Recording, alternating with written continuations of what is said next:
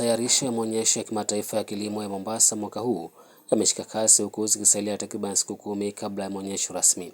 Akizungumza na wanahabari baada ya kukutana na washikadau zaidi ya 200 katika mkutano ulioandaliwa katika uwanja wa maonyesho Mkomani, mwenyekiti wa maonyesho ya kilimo wa tawi la Pwani Henry Nyaga amesema maonyesho mwaka huu yanatarajiwa kuwavutia waonyeshaji mbalimbali kutoka barani Afrika na vile ughaibuni. Kuna mengi mazuri ambayo ni mapya. Kwanza kabisa ni vibanda vya nchi za kigeni. Mwaka jana tulikuwa na kibanda cha nchi ya Uganda, lakini mwaka huu watakuwa lakini wamesema wanatuletea exhibitors zaidi ya 16 kutoka nchi yao. Sitoshe, kutakuwa na exhibitors kutoka nchi ya DRC, Rwanda, Tanzania, Malawi, Mozambique, Zambia, na pia katika mataifa ya kigeni tuna kutoka nje ya bara la Afrika tuna wale makampuni kutoka nchi ya India, China na pia India. Kwa hivyo tunatarajia kwamba maonyesho yatakuwa ni mazuri, yatanoga. Nyaga aidha amedokeza kwamba maonyesho mwaka huu yatakuwa na vivutio mbalimbali ikiwemo teknolojia ya akili hunde maarufu AI na vile masomo mbalimbali kwa wanafunzi, wakulima na familia. Na wengi pia wamesema tutaleta teknolojia mpya na hasa tukilenga upande wa AI, hii akili bandia, na pia tukilenga sana masomo upande wa kilimo, tukilenga wanafunzi wetu wa CBE kwamba waje wajifunze mengi hapa. Kwa hivyo ni kusema kwamba sisi katika utayarishaji wa show kwa sasa tunakusema kwamba tuko tayari.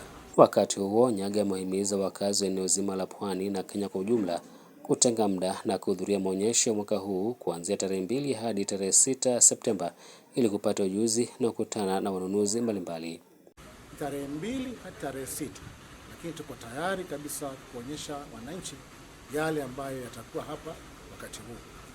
Na ningependa haswa wakulima wa Pwani mje kwa wingi, muone kilimo cha kisasa upande wa ufugaji, upande wa uvuvi na pia kilimo cha mazao ya shambani.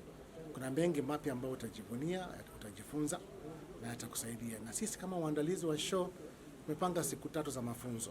Siku ya kwanza ya Jumatano tutakuwa na mafunzo kuhusu kilimo cha kisasa, pia siku ya Ijumaa na siku ya Jumamosi. Tungependa watu wengi waje ili tubadilishe kilimo chetu Pwani, na lengo likiwa ni kwamba tujitosheleze upande wa chakula. Nyaga amedokeza kwamba kwa mara ya kwanza tangu ujio wa corona, mashirika mbalimbali ikiwemo lile la KEMRI ambalo litakuwa likiendeleza huduma zake katika maonyesho ya mwaka huu. Kuna makampuni ambayo hajawahi kuja hapa tangu ule ugonjwa wa corona, sasa yamerudi. Mfano mzuri ukiwa ni KEMRI. KEMRI tunajua kama ni wale watafiti wa hali ya juu upande wa matibabu. Kwa hivyo wale ambao na matatizo mbalimbali ya kiafya, KEMRI watakuwa hapa na itakuwa rahisi wako kupata kuhudumiwa. Isitoshe, mashirika ya serikali yatakuwa hapa. Kwanza kabisa polisi wenyewe watakuwa wanasema ile certificate of good conduct, na unajaza fomu tu na unaipata hapo hapo, jambo ambalo ni jipya kabisa. Kwa upande wake mkurugenzi wa shirika la hati miliki nchini Pavrist, awali likijulikana kama MCSK, Mary Kimidin, amehimiza washikadau ambao watakuwa wakitumia muziki katika maonyesho hayo kuhakikisha wanapata leseni za kucheza muziki ili kununua kipato kwa wasanii nchini. To all the exhibitors who are going to be at the show, Mombasa show, that we will be visiting them in their tents. Whenever they put music, they are supposed to comply with the Copyright Act.